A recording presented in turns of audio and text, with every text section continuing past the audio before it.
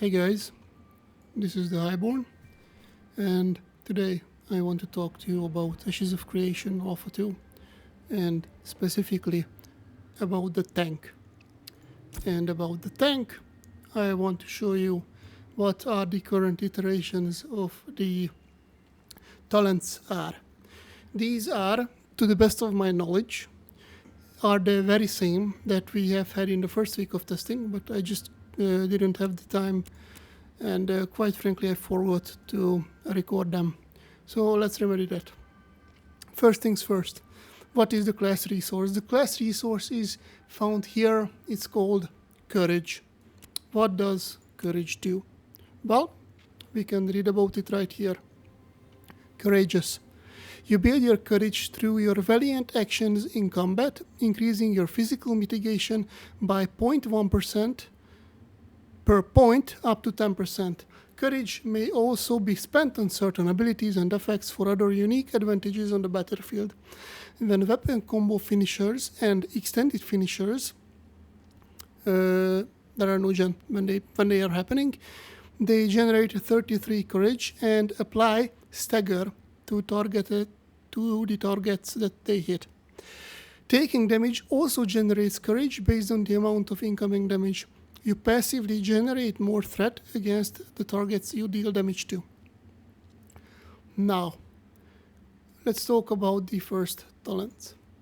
There is this big plus sign. What is it? In the plus signs, you can always choose from two skills.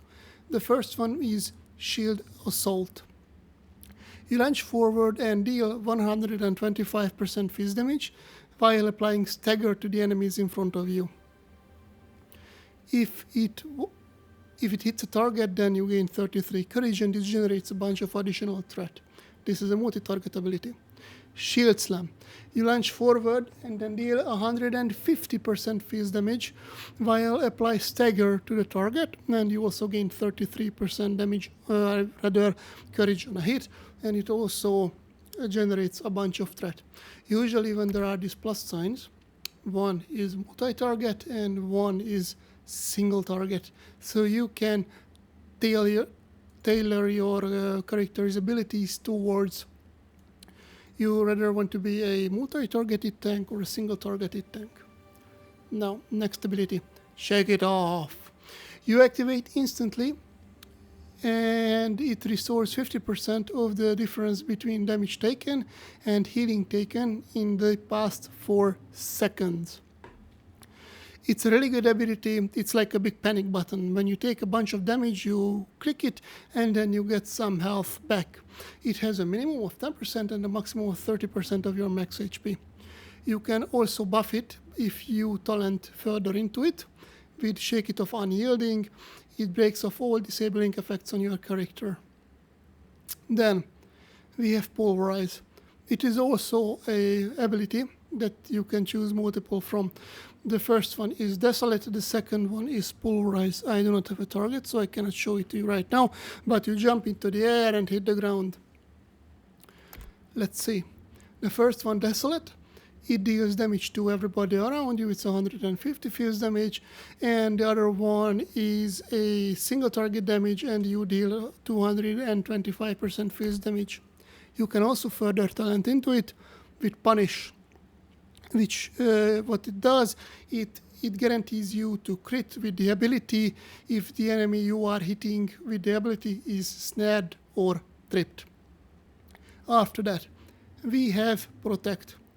Protect is a bubble type ability. You put it onto your friend, and if your friend is close to you, you take some of the damage upon you that they would have normally taken.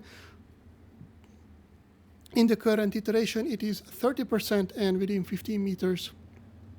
And you can break this leash for up to 5 seconds, but if you do it for more, then the effects end.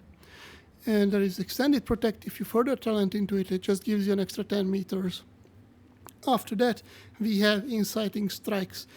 You slash twice in front of you, dealing 50% phys damage, which is nothing, but you generate 400% threat, which is nice. Then we have Relentless Vengeance. It increases the shielding of Vengeance by 5%. Alright, what is Vengeance? Vengeance is also an ability. Surprise, surprise. It uses your courage as a resource, which this would generate if I have had it talented, and you deal 90% physical damage to all enemies in front of you, and the enemies are nearby, but they take, some reduced damage. And on a hit, you gain some vengeance and grant temp HP equal to your level plus 0.1% of your max HP for 10 seconds up to 3 stacks. I find that the temp HP is very much negligible, at least in my level for now. It also generates some extra threat. Then we have one level higher ability. It's Grit. It reduces your fist damage taken by 15%, but you deal 25% less damage. Also increases your threat generation by 50. Higher levels of courage decrease damage penalty by up to 10%. Then we have Tomahawk. It's a simple ability. It deals 100% fist damage, and you yeet your sword at the enemy, or at least a tomahawk rather, and it deals 50% more damage to the targets that hit from behind. And the upgrade, it applies a trip. And then we have Taunt. It's your classical taunt, although it works a little bit differently, because when you taunt an enemy, it doesn't automatically start to attack you, but it applies Humiliated. And it generates threat equal to 2 times of your max HP, but I find it a little bit underwhelming. It works, but it works best in conjunction if you're hitting the target. Then we have Tremoring Bellow, but it is also a multi-choice ability. The other one is Tremoring Strike. Tremoring Bellow snares the enemies, but it only deals 150% fierce damage, but it's an AoE ability. Tremoring Strike deals 25% more fierce damage, so 175%, and it applies Trip for 2 seconds. You can also upgrade it with Forceful Tremors.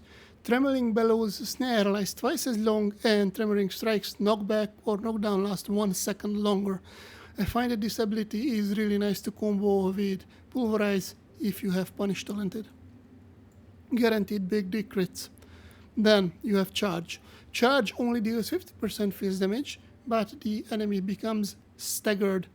If you can also prematurely deactivate the ability. It's a charge ability, everybody knows what this is. We have Charge Knockback. It's pretty simple. It not only applies stagger to the enemy, but also knocks them back. Then we have Intimidating Aura. Intimidating Aura deals pretty minor damage, but it has a good chance to apply stagger for a little bit, and it also generates a bunch of threat around you, so it's like a soft AoE taunt. Slam. Slam, you just deal damage in front of you, no big deal. You can also upgrade it, so it's a knockback. We have Supernatural Grit. Grit also increases increases your magical mitigation by the same amount, I'm assuming, as the physical. And if you recall, Grit was the thing that gave you 15% phys mitigation. This is a toggled ability. Then we have Grapple. Grapple is basically a death grip if you play WoW. If you haven't, you throw a chain at the enemy and then scorpion them by get over here. Then there is Fortify. Fortify consumes all of your courage. It's a bit larger cooldown. And it also pumps up your mitigation by a bunch. Namely, damage taken is reduced by 20%, so I'm assuming this is both magical and physical. And it increases with courage at a rate of 1% per 5 courage up to a maximum of 40%. And we have Aegis. It creates a dome around you. It's how should I explain it? It's like a bell is put around you on the side, and the friends in the area receive less damage. And you receive the damage, of course. Then we have Reflect. Reflect is a timed ability. If you pop it, the enemy have 3 seconds to attack you, otherwise it's gone. If they attack you, it mitigates a bunch of damage and reflects the ability back at the enemy at the rate of, at bare minimum, 100% fist damage and at a maximum of 800% fist damage. You can also upgrade it in 2 ways. One is Oppressive Reflect. If you're successful with your Reflect, the enemy becomes stripped. And the other one is that it restores 20% of your mana. Now, we have the final abilities. Let's start with the level 10 one, Iron Aura. It's an instant cast 5-second cooldown. It reduces the damage taken by 10% for all party members within 10 meters. I'm assuming it is a toggled ability. Ground Pound. It slams the ground in front of us for 200% face damage, and the enemies, and it applies strip for 2 seconds to the enemies that were staggered. Yes, so this is a CC or a status effect upgrading ability. So if the enemies are staggered, they will become tripped. And if the enemies are also tripped, they launched and take 25% more damage. By launched, I'm assuming Intrepid means they get launched into the air. Intercept. Intercept is the counterpart to charge, but instead of an enemy, you intercept a friend, and you give yourself temp HP and to the target. Namely, rush to the allies' defense, granting temporary health to yourself and the target equal to 8% of your max HP for 10% upon arrival, and you can intercept yourself up to, and it gives you 12% of temp HP in that case.